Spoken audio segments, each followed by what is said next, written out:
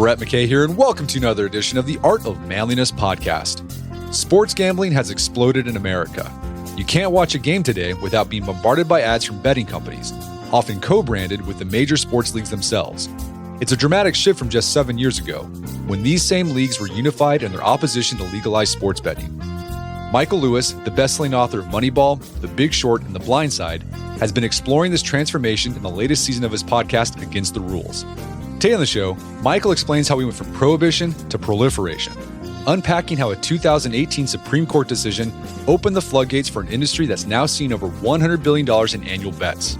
We discuss how betting companies use data and psychology to nudge people into making increasingly complex and unfavorable wagers, why young men are particularly susceptible to gambling addiction, and what the rise of prop bets means for the integrity of sports.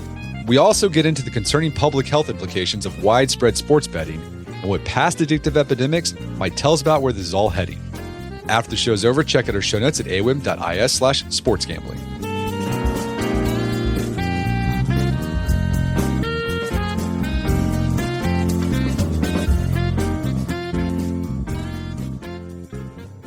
All right, Michael Lewis, welcome to the show. Thanks for having me. So I'm sure a lot of our listeners are familiar with your work, The Blind Side, Moneyball, The Big Short. Throughout your career, you've used your background in economics and finances to help narrate these things so people can understand it. And they're really compelling stories. But then also see how ideas of risk, financialization, how it touches on different aspects of our culture, particularly sports.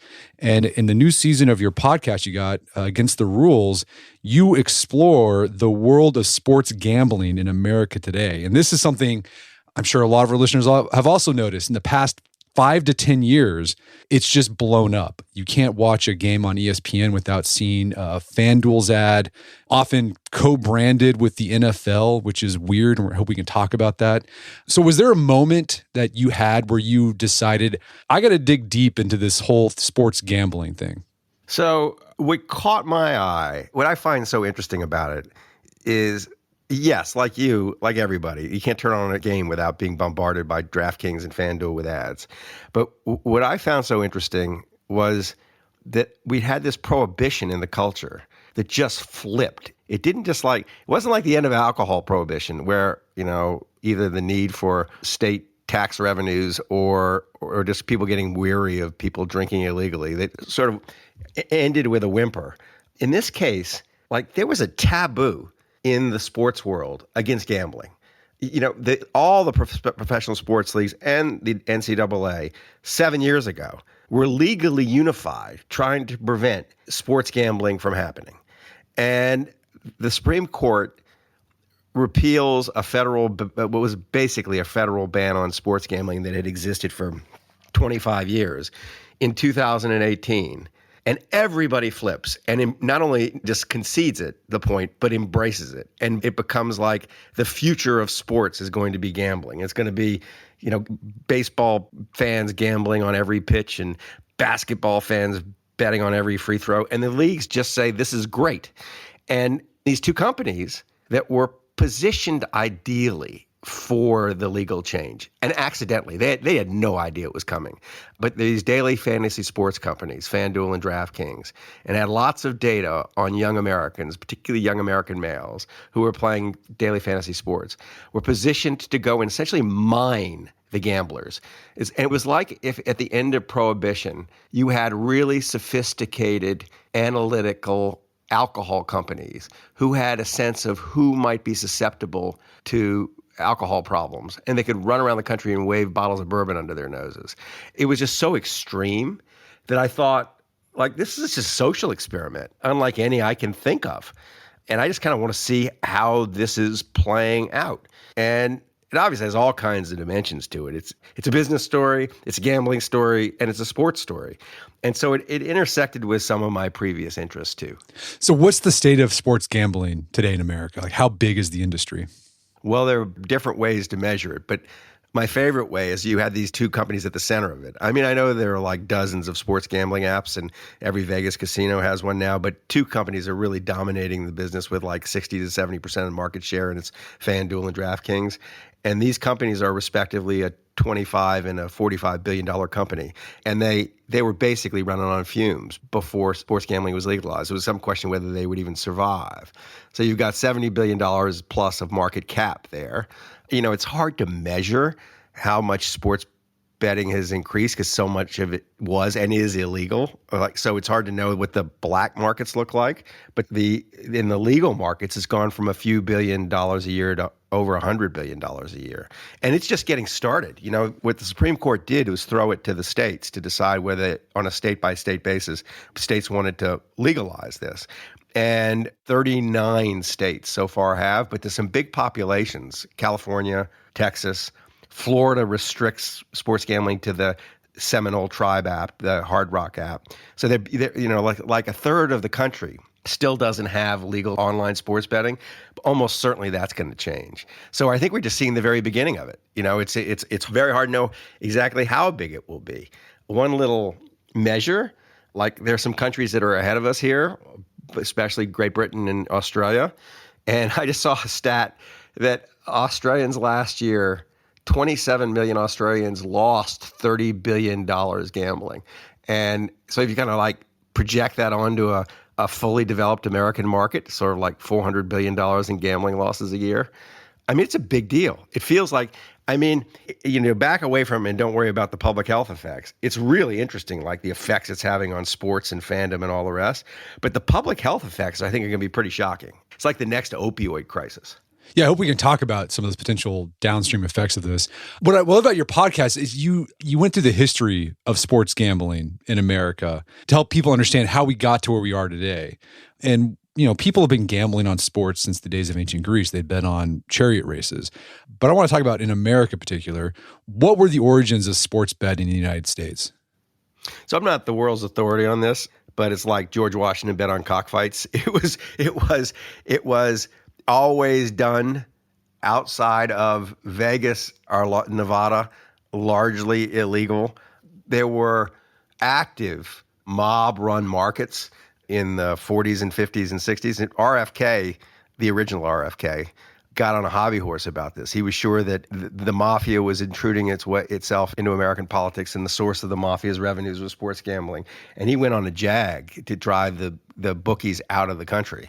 But the modern history is Bill Bradley, when he came out of professional basketball and became a senator, had enough experience with sports bettors making life a little unpleasant. And he thought of sports betting as antithetical to sports, like the values of sports, the values that he appreciated in the game.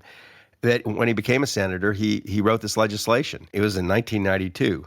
And the law, it was a little bit of a curious law because he couldn't just ban sports gambling because Nevada already had it. And Harry Reid, the senator from Nevada, was the leader of the Senate. So he had to carve out an exception for Nevada and anybody else who had any form of illegal sports betting. But he basically said, unless you have it already, the states aren't allowed to pass laws legalizing it. And that was law of the land until 2017. And then what happened was New Jersey started to agitate for various reasons. But the big reason is in New Jersey anyway, and I'm not sure how much out of New Jersey, but in that part of the country, sports betting was so woven into the fabric of life. Like, we interviewed a whole bunch of people who were involved in this story who happened to have grown up in New Jersey, and they all went to like Catholic schools with a bookie. And it seems like every New Jersey kid had a bookie. So I didn't feel that way in New Orleans growing up. I don't think this was true elsewhere in the country, but in that part of the country, it was like kids, starting at a pretty young age, people were betting on sports. And it seemed ridiculous that there were laws against this. Plus, they had casino gambling. Plus, the casino gambling was kind of on its heels. And they looked to sports gambling as possibly both a jobs and state tax revenue creator. And so New Jersey politicians, Chris Christie in particular, funded lawsuits to attack the legality of Bill Bradley's ban, and eventually got a Supreme Court that was open to hearing the case in 2017, and they won. So there's a long history of these shadow markets. There was an argument that people made for a long time that, like, it's in the shadows, we might as well bring it into the light. Everybody's doing it. I think that argument's like partly true, that it was true that lots of people were betting on sports, but it's also true that once you legalize it, you normalize it. And once you normalize it, like a lot more people start doing it. Yeah. So it's not like we just moved what was in the darkness into the light. It was like we moved some of what was in the darkness into the light and multiplied it by 50 times. Yeah, it's like the legalization of marijuana. Yeah. Yep. That's right. It's a similar sort of thing. There's this curious dance between laws and norms. When you change the law, you don't just change the law. You're kind of telling people it's not just legal to do this, it's kind of like approved. And in the case of sports betting, well, in the case of marijuana too, but I don't know that industry, but there was just a huge industry waiting to be born. And this industry, it's not quite like the casino industry. In fact, it's very not like the casino industry. It's much more lucrative. And it's premised on getting as many people as possible to make as many stupid sports bets as possible. It isn't just, when you think of a bookie, just matching bettors together and taking no risks themselves. That's not what they're doing. What they're doing is trying to tease you into making bets that they'd really like to have the other side of. And for whatever reason, and I have some theories about this, but for whatever reason, Americans are really susceptible to being nudged into making stupid sports bets. And it's just an amazing business that has been created. One of the things you did, one of the episodes, you talked to some of the early sports bettors who were starting to use statistics and analytics to basically beat the house. And I thought this was really fascinating because these guys changed the game in a lot of ways. So what were they doing, say, in the 1970s, 1980s, that took sports betting from something that, yeah, okay, I'm going to do a bracket or I'll bet on a game, whoever wins, loses with my buddies, to something that looks a little bit more like these guys are like Wall Street analysts? Yeah, no, so this intersects with Moneyball, right? My book about baseball, where you have a front office looking at data and acquiring new data and looking at it differently to making different judgments about baseball players and baseball strategies. A similar sort of thing was happening at roughly the same time, maybe a little earlier, in the sports gambling markets, where gamblers, at some point you get sick of losing. The house always has an advantage. But unlike, say, roulette, but like blackjack, you can get an edge on the house. You can beat the market with sports betting. And you can beat the market because, the odds of any game, the point spread or whatever it is, has a lot of information in it, but doesn't have everything. And you can learn things that the bookies and no one else in the market knows and get systematic edges. So there was a character named Roxy Roxborough, who is a legend in the sports betting world, who does things like, he had one big trick. He was betting baseball, and his one big trick was to bet run totals. So Vegas would make lines on how many runs would be scored in a given game. And Roxy realized that when they were making these lines, they were not taking into account weather or size of ballparks, which seems crazy now.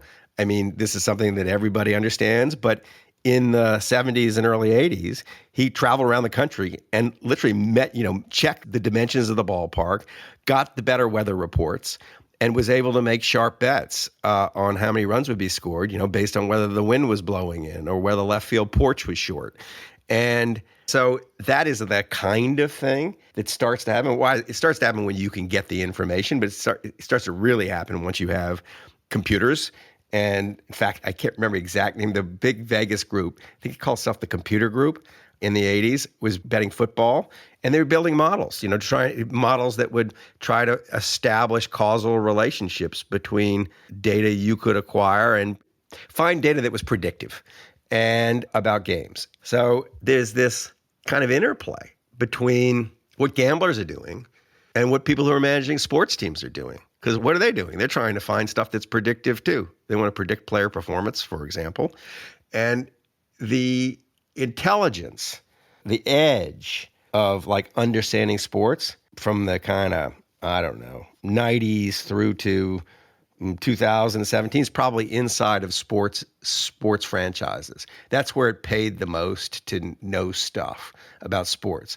But now that these markets have been created and legalized, it may well be that the best sports analytics people do better gambling rather than running sports teams. If you can find stuff that gives you this edge, if you can figure out that, home field advantage matters much more in the first half than the second half. So you're going to bet on you can make mid-game bets that exploit the bookie's ignorance of this, or that players more likely to miss his first free throw than his second, or whatever. I mean, that it is the way to get an edge. Of course, the other way to get an edge is actual inside information, and that's a whole other subject.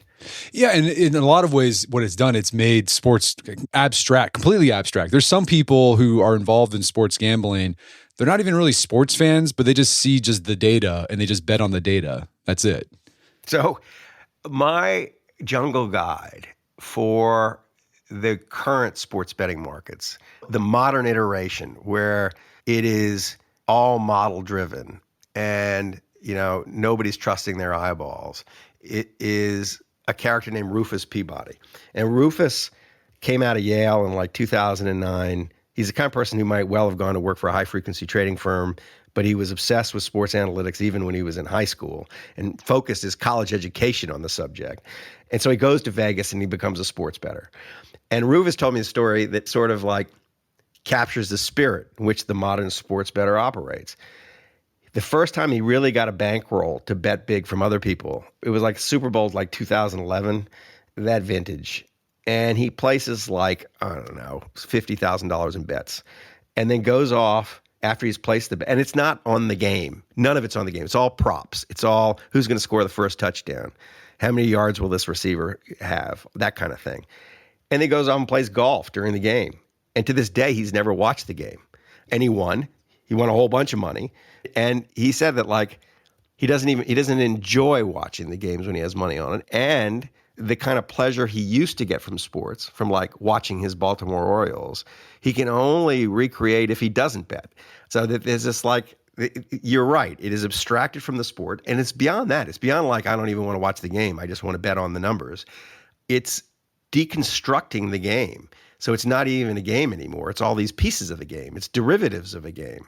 You don't care what the final score is. You care how many points someone scored, or if someone missed their first free throw, or who scored the first touchdown, or derivatives like that. So it's changing. I think it's changing the fan experience. I mean, the fan experience historically is a pretty collective experience. Everybody who's going to the arena is rooting for their Knicks or their Giants to win. But now you got arenas where, I don't know, there'll be a lot of weird cheers where like everybody's got a kind of a different incentive or a different interest in the game, and it's less of a collective experience. Yeah, Bill Bradley, one of the things he noted when he was playing basketball for the NBA, I think it was a game where he scored an extra 2 points, and then some fans started booing him. Yes, he didn't understand it. And he's like, why are they booing me? He just came back from his Rhodes Scholarship, and he's playing for the Knicks. The Knicks are up by like 6 points with like 5 seconds left, and he hits a shot. And he gets booed by the Knicks fans, not just a few. And he says, like, why are they booing me? And someone tells him that guy had money on the game, and you just screwed up the line. And you just screwed up his bet. Now, it bothered him because he smelled that like it's just going to change fan interest. And it becomes a selfish and money-oriented thing rather than what it was. And he liked what it was. It really bothers him. We talked, if you heard this, but we talked to him for the podcast. And he's still like worked up about it. Like can't quite believe that his home state of New Jersey, by the way, is responsible for overturning his sports betting ban, which he said when he created the law in 1992, there was not a peep of objection. Like it didn't occur to anybody that this was anything but, yeah, this is sensible. Like no senator said you shouldn't be doing this. Nevada wanted to keep what it had, but everybody else just like, it was wholly uncontroversial. And just, you asked me in the beginning, like what drew me to the story. Stories like this are stories that describe our culture. Like it's how the culture is changing. And it's so dramatic. It just leads you to all sorts of questions. Really big questions like, are we taking care of our population? And really little ones like, will players play the game the same way if fans are incentivizing them to do different things? It's I don't know. I find it a riveting subject. I think so too. So you mentioned with all this data that these companies have on their customers or the bettors, that they're able to nudge people to make dumb bets. That's the business they're in. So what are they doing to increase the odds for the house? And how do people make just stupid bets? So when you turn on an NBA game or an NFL game today, you see the announcers talking about the bets they're making, and you see Kevin Hart then come on an ad and talk about the bet he's making. And what are they all talking about? They're all talking about their parlays. They're not talking about, oh, I'll take the Chiefs and give you 3 points. They're talking about, I'll take the Chiefs and Patrick Mahomes to throw more than 300 yards and Travis Kelce to catch 7 passes or whatever. It's the parlay, the combination of bets. And the combination of bets, the more you string these things together, and they all have to come true for you to win. But the more these things you string together, the longer the shot it is. And so the payout is, instead of it, 2-1, it's 10-1. Now, what happens, 2 things happen as the parlays get more complicated. One is the house, the bookie, DraftKings, FanDuel, is more likely to win because they're giving you their mispriced odds. It's easier for them to misprice the odds as the bet gets more complicated. Historically, in all casino games, including sports gambling, the VIG with the house assumed it was going to win was 4 or 5%. It has been like a stable statistic throughout time.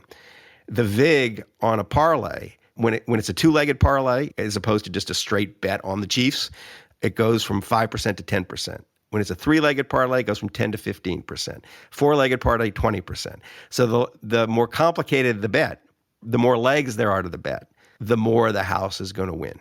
And what they're doing when they push these bets on people is effectively exploiting a pretty common cognitive mistake people make. And it's like being insensitive to long odds. If you give someone 20-1 odds, they'll go, oh, it's great, I bet 1 to get 20. They won't stop and think it really should be 100-1 odds. That it's easier to misprice those bets. They're more complicated, and they're also long shot bets. So a footnote to this is in FanDuel's recent earnings call, they suggested that Americans were especially susceptible to being nudged into more and more complicated parlay bets, that this same strategy didn't seem to work as well in Australia or Great Britain, that there's something about our betting population that leaves it more vulnerable to this nudge. And this nudge is extremely profitable for the gambling companies. And it's why, the announcers and the ads and all that are trying to get you to do that as opposed to just bet on the game.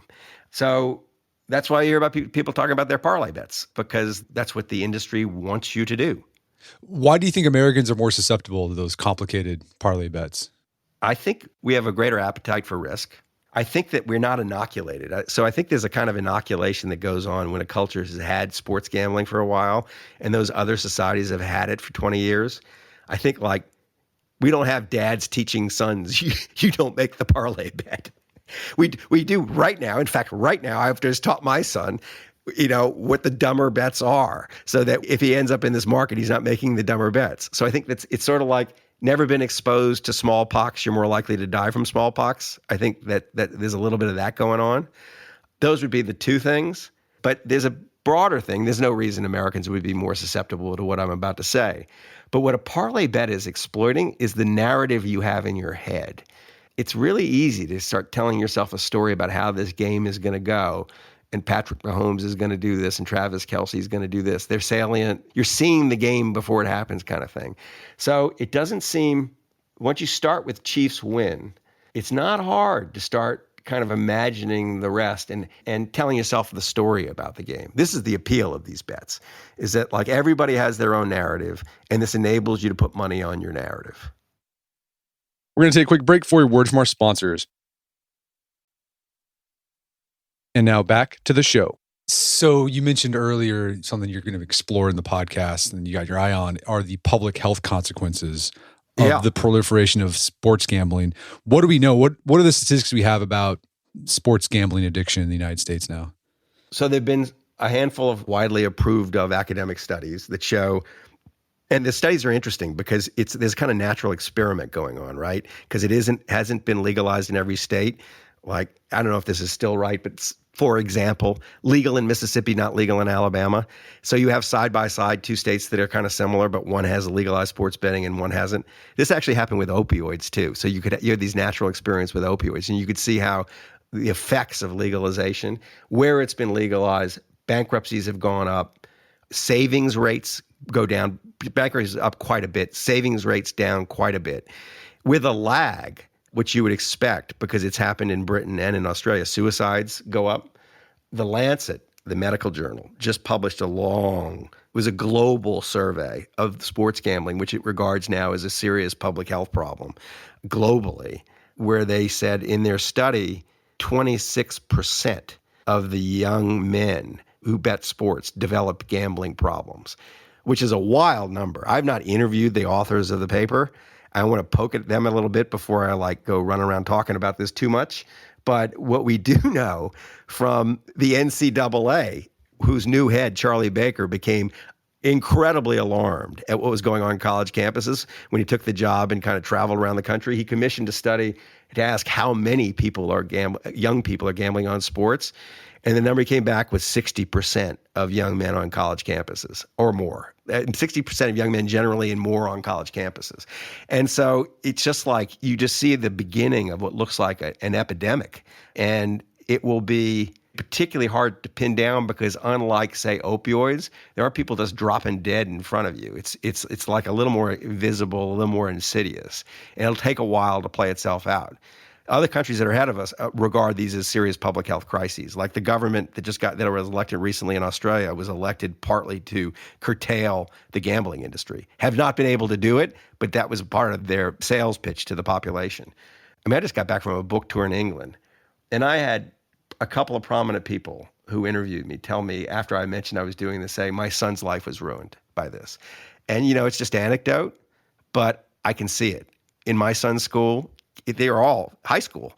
The kids are gambling on sports. We poked around high schools around the country to see kind of what was going on. It's no longer just New Jersey where you grow up gambling on sports. And so exposure increases the likelihood of gambling problems by, seems like, quite a bit. And gambling problems are not trivial problems. They are addictions that can kill you and destroy the lives of the people around you. It isn't that I think that we just completely ban all sports gambling, because I think that's probably never going to happen. But you can ban ads. You can ban, targeting young men with special offers. You can make it harder for the companies to nudge people into the stupider bets. You could have really radical price disclosure, so how much, on this bet, your odds are actually this when you're betting this. You could do stuff like that to at least blunt some of the effects. But that's not how we roll right now. It's sort of like we just let this thing run until it becomes a crisis. And I think we're catching it. I think my podcast will seem maybe slightly premature, like people aren't quite aware of this as a problem. But I think 5 years from now, they're going to be very aware. You mentioned the demographic that's most susceptible to gambling addiction, sports gambling addiction, young men. Yep. What is it about young men that makes them more susceptible to sports gambling addictions?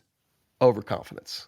Anybody with a 17-year-old son knows this. Like, they know everything. And there are endless studies that kind of show that the relative certainty of men versus women at that age, like after a math test, you ask young men how they did, and they systematically think they did better than they actually did, and the girls all think they systematically did worse than they actually did.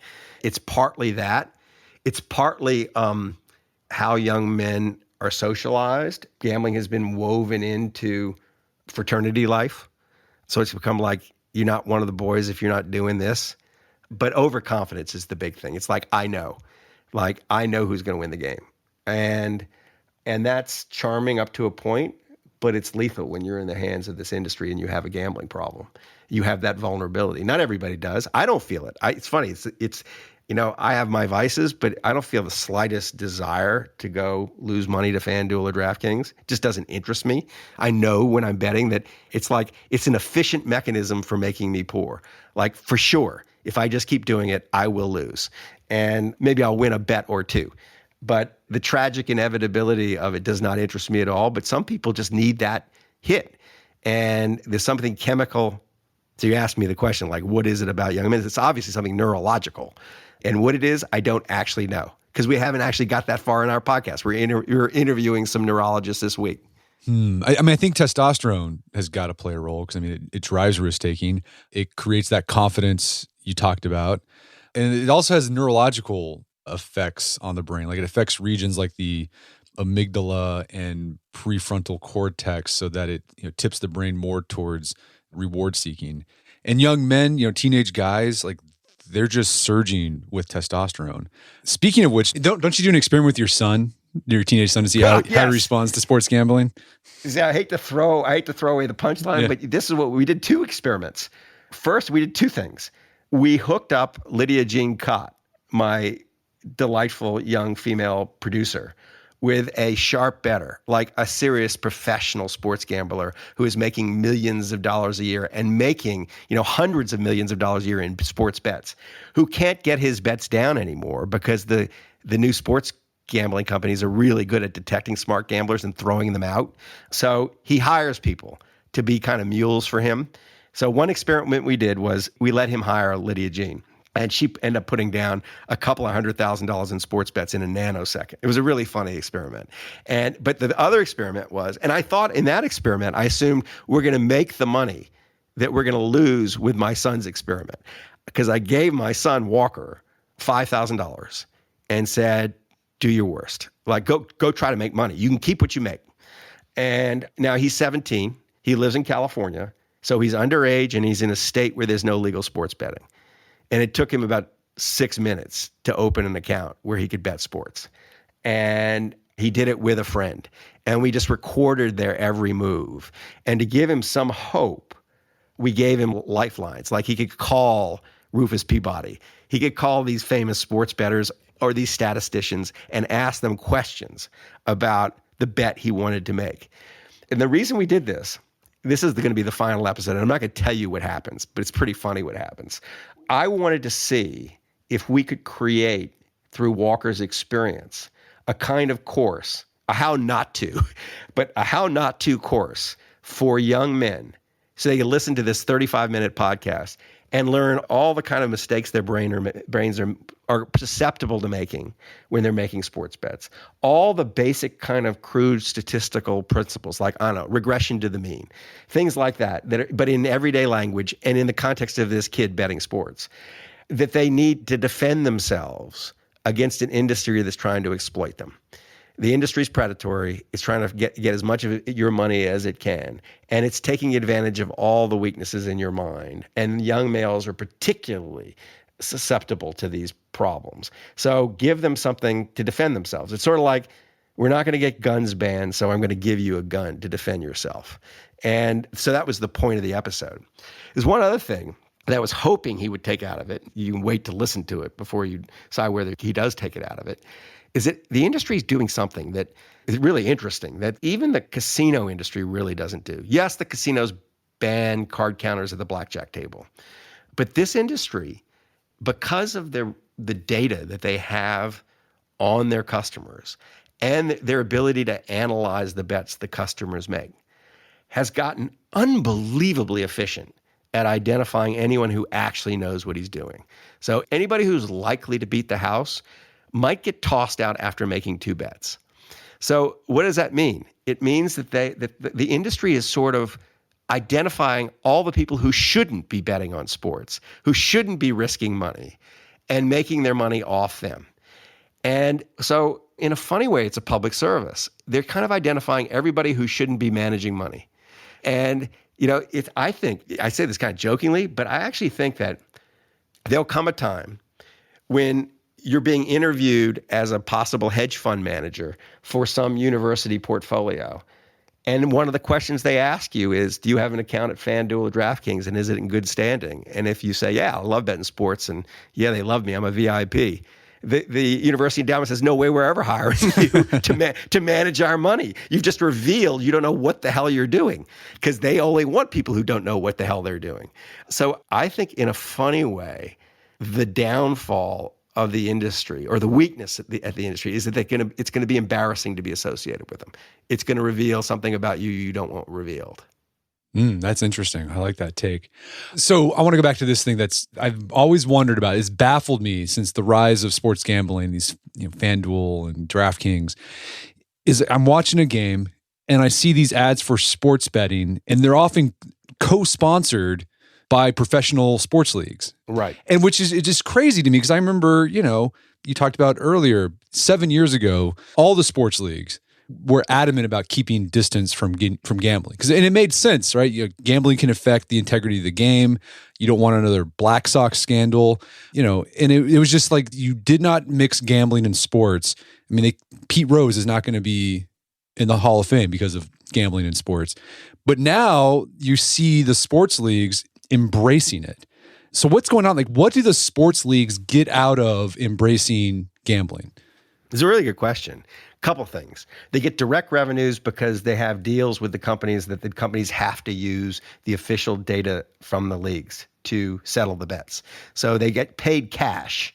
And that cash is super cash from the point of view of the owners because it doesn't have to be shared with the players. It goes straight into the pockets of the owners.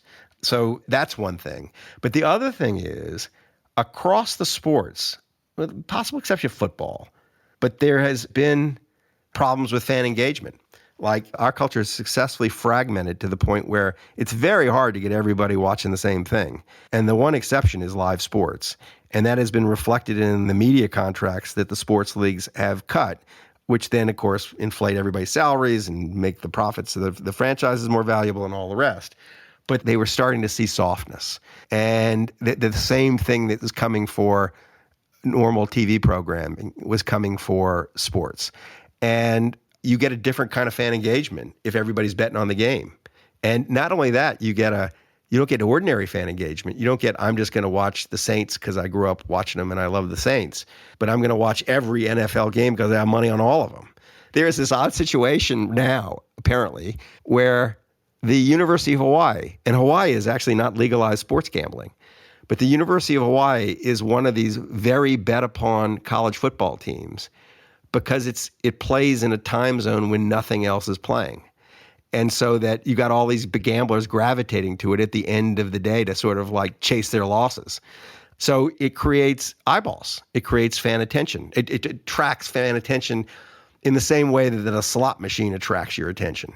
It's a different kind of attention. It's sort of like it's very short-term dopamine kind of attention, but it's attention. And that seems to be the attention that people are giving to things. So that's the other thing is just sort of like engagement with the league. But you completely, what you said before about like the original concerns about the integrity of the games, that doesn't just go away, right? It's not like, oh, everybody's just going to behave well because they're going to give the players all some seminars about how you shouldn't gamble on sports. Two things happened to the players, and we interviewed players. Larry Nance Jr., power forward for the Atlanta Hawks, was very eloquent on the subject. He basically said, you're not going to believe the shit I'm dealing with now. He says, I come off the bench and I score 4 points and get 5 rebounds. You wouldn't think anybody would bet on me. But in fact, there are prop bets to make on me every game. And he said he was in his hotel in Memphis after a game against the Grizzlies, and he gets like a direct message saying, you cost me a fortune by not getting your 6 rebounds. Don't show your face on the street, or I'll slit your throat. He says the players are getting these messages constantly. College players are getting these messages constantly. They're not hitting their props, and people are getting angry with them. And at the same time, they're seeing all the ads and all the inducements, and they're expected not to have any interest in betting, even though they probably have better information than everybody. But the last little wrinkle to this is what the betting markets are doing, becoming as sophisticated as they are, is monetizing all this information that previously was not monetizable. Like back in the old days when the mob ran the books, you could bet on the game. Maybe you could bet on the total points scored. You couldn't bet on whether Larry Nance Jr. was going to get 5 rebounds, or some point guard at a middling D1 school was going to make his first free throw. You can make those bets now, and so all that information is now worth something. So if you are the point guard on the middling D1 basketball team and your frat brothers say, hey, just like you guys are going to blow these guys out tonight, just miss your first free throw, we'll make a fortune. That's happening all over the place. And it just has not been completely surfaced. But we went to, Lydia Jean, my producer, went with a microphone to the University of Kansas during a football weekend.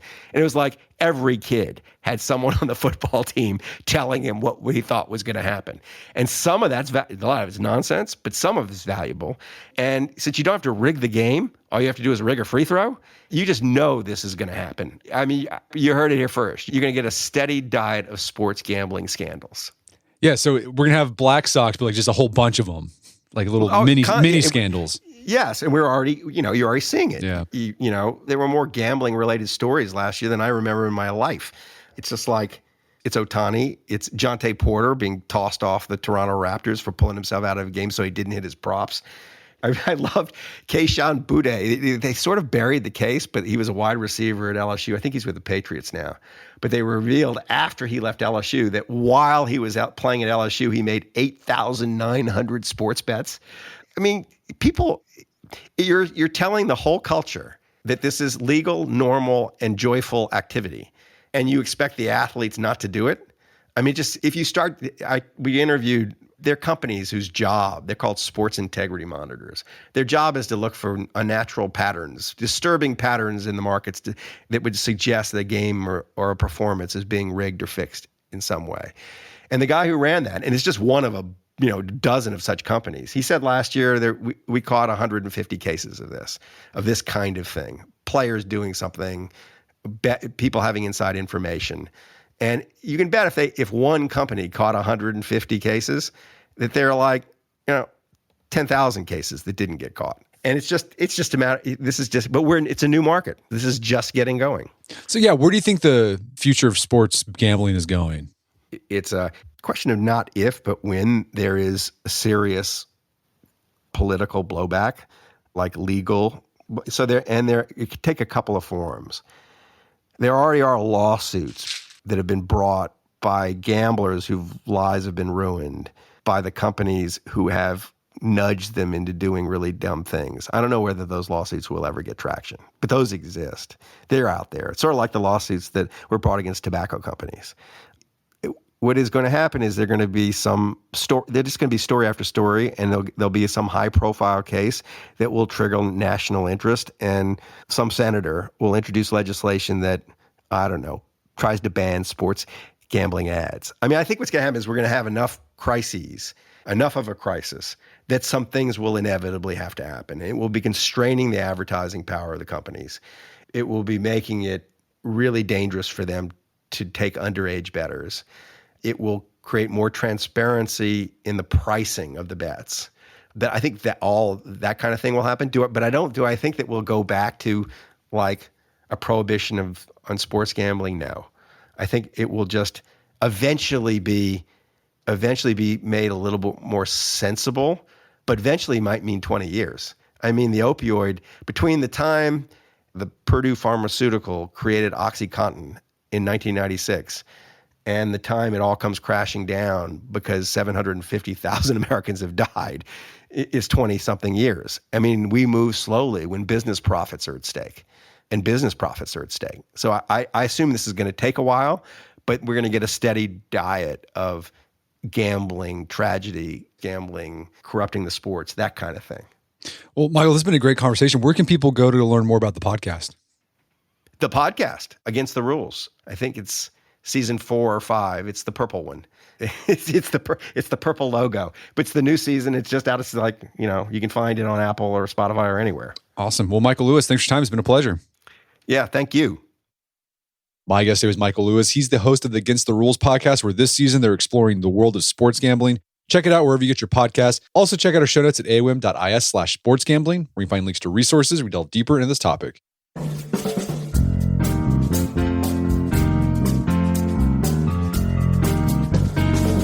Well, that wraps up another edition of the A1 podcast. Make sure to check out our website at artofmanliness.com, where you find our podcast archives, as well as thousands of articles that we've written over the years about pretty much anything you think of. And if you haven't done so already, I'd appreciate it if you take 1 minute to give Apple Podcasts or Spotify. It helps out a lot. And if you've done that already, thank you. Please consider sharing the show with a friend or family member who you think would get something out of it. As always, thank you for the continued support. Until next time, it's Brett McKay, reminding you to listen to the A1 podcast, but put what you've heard into action.